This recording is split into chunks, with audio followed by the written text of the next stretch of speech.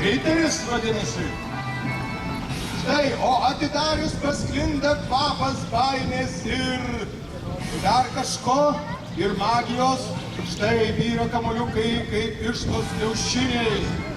Matom ištraukiamus ritinius, ant kurio džiaunamos blogai plojančių žiūrovų smegenys.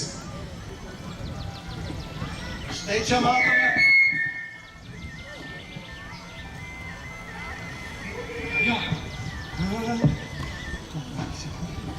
Taigi, laba diena, gerbiamoji publika.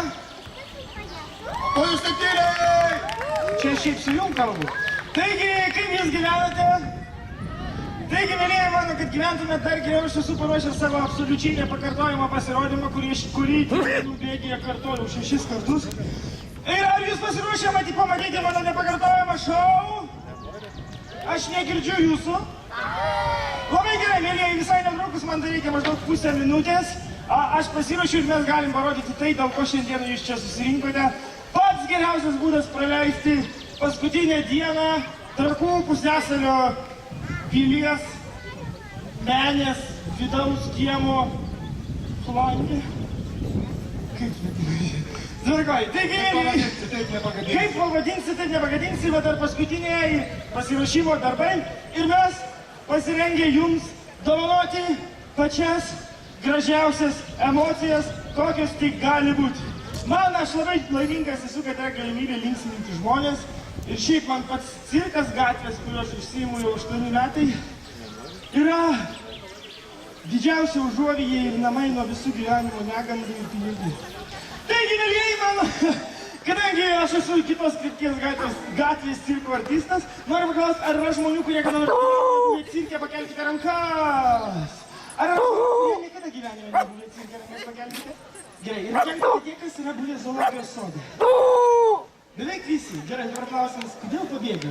Blogai išėjo, ar ne? Gerai, aiškiai juokauju. Kas ten loja? Patraukit tą gyvulį. Šunim gyvulis atskirai. Gerai. Taigi, pirmas dalykas, kurį noriu parodyti, yra viena mėgstamiausių mano cirko disciplinų. Aš nesakysiu, kaip jinai vadinasi, tai bus užduotis jums. Kai keli daiktai skraido ore, kaip tai yra vadinama? Teisingai! Jeigu daiktai skraido cirke, tai vadinama žongliravimu. Jeigu daiktai skraido namuose, tai vadinama santuoka. Šiuo atveju jūs matysite žongliravimą kamuoliukais ir mažieji mano vaikučiai, nors yra vasara ir nereikia eiti į mokyklą, mes paskaičiuojame su keliais kamuoliukais žongliruosim. Gerai? Skaičiuojam visi garsiai. 1, 2, 3, 4, visi garsiai. 5, 6, 7, 8, 9, 10, 11, 12. Taigi, kaip supratote, mes žongliruosim su 12 kamuoliukų. Gerai, mėlyjeji mano, aš iš jų jūs apgavau, vaikai nekreipkite dėmesio, čia nebuvo skaičiavimas, tai yra juodoji lietuviška buhalterija, atsiradusi visai neseniai Kėdainiuose. Kai užaugsite patys, kaip gyvensite, nes pragyventi kitaip neįmanoma. Ir dabar aš jums skubu parodyti tai, ką aš esu paruošęs. Tai yra žongliravimas. Matote, kaip gražiai kamuoliukai iš vienos rankos bėgioja į kitą. Kaip 3 drugeliai virš drugelės. Kaip 3 vaiduokliai per vėlinės virš kapinių. Bet dabar parodysiu štai ką. Matote, kamuoliukai bėgioja štai tokiu keliu, o dabar yra taip, kad jie bėgioja visai kitaip. Ar yra skirtumas tarp šito žongliravimo ir tarp šito? Yra? Tėveliam tai nėra, nes vakar buvo šeštadienis, o užvakar buvo penktadienis.